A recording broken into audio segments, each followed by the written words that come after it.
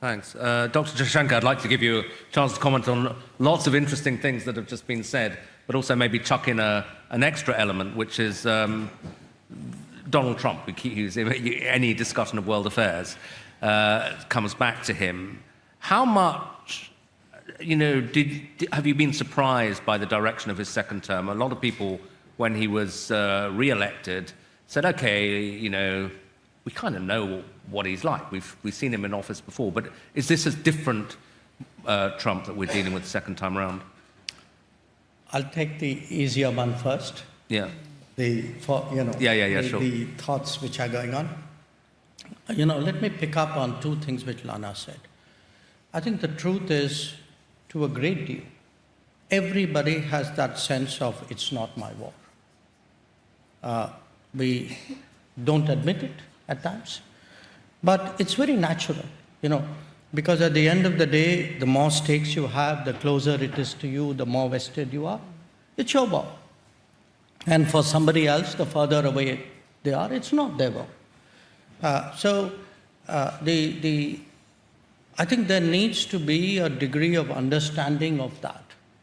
And the expectation that, my war, as I said, I've had this statement thrown back at me repeatedly, so I don't repeat, I don't want to dwell on it too far, but I think the expectation that in the sense Ukraine, because it is so strong in Europe's calculus, is therefore shared by the rest of the world to the same degree, is no more reasonable than the rest of the world. Each region would have its own priorities. So again, because we keep coming back to Russian oil, look, when we didn't buy significant amount of Russian oil till 2022. Circumstances compelled us to get into that market. And I must say, the Russians have been steady suppliers because they put the cargoes out there, and you go out there and buy oil, whichever is the most reasonable and available oil. But I do want people to remember this. At that time, the US specifically asked India to buy Russian oil to stabilize the world markets. Yeah. Okay?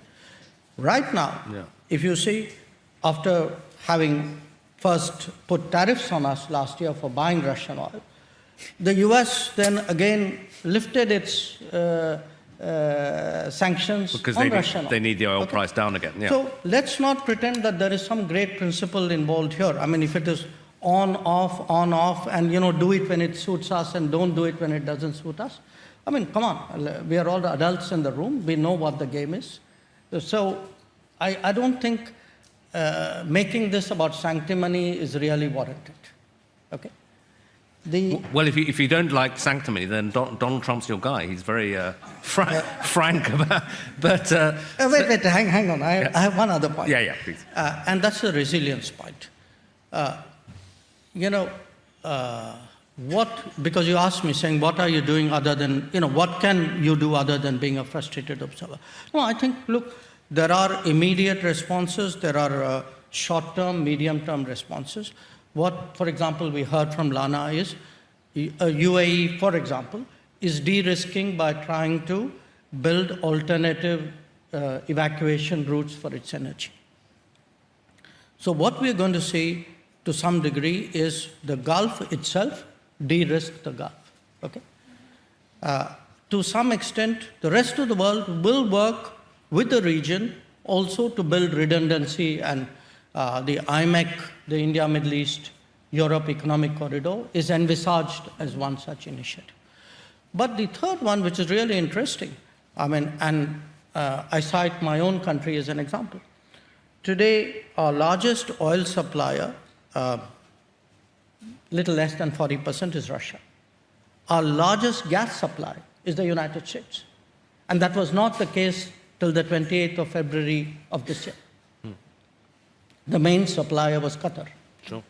So what is happening is the world is also de-risking on the region.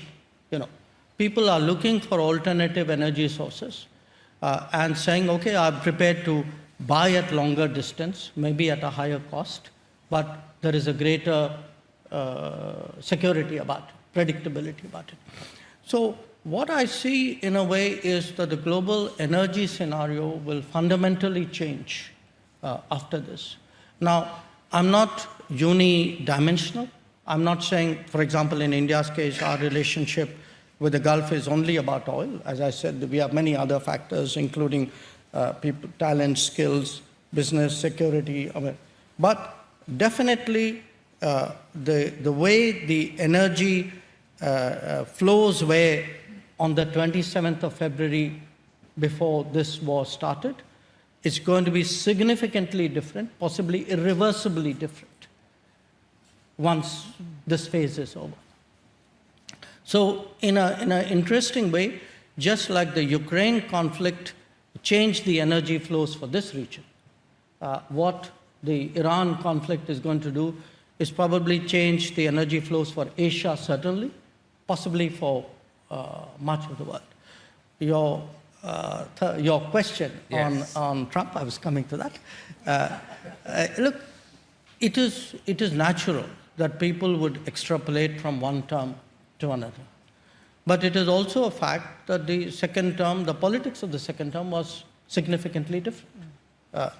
And I think the politics of that and how America itself and American, sort of institutions and systems have reacted to that has been extrapolated onto the rest of the world. In a sense, the answer is a kind of a yes and a kind of a no. I think what the first term and the run-up to the election had shown us was that there would be a very high degree of change. Okay, and you have to kind of acknowledge it, that much of what happened was actually declared in advance. Tariffs, for example. It's just that a world accustomed to its habits did not actually think this would be carried out. This is rhetoric, but it won't become policy, or policy would not become practice. In that sense, I would say all of us were braced for a term where there would be very significant departures from the past, even from his first term. But I think probably most of us, I really can't think of anybody who was not, did not probably expect it to be as radical as it turned out to be. Now, some countries and some situations have felt it less. I mean, in our case, for example, we are not an alliance partner, so it didn't impact our security the way it would do to a NATO country or a bilateral treaty partner.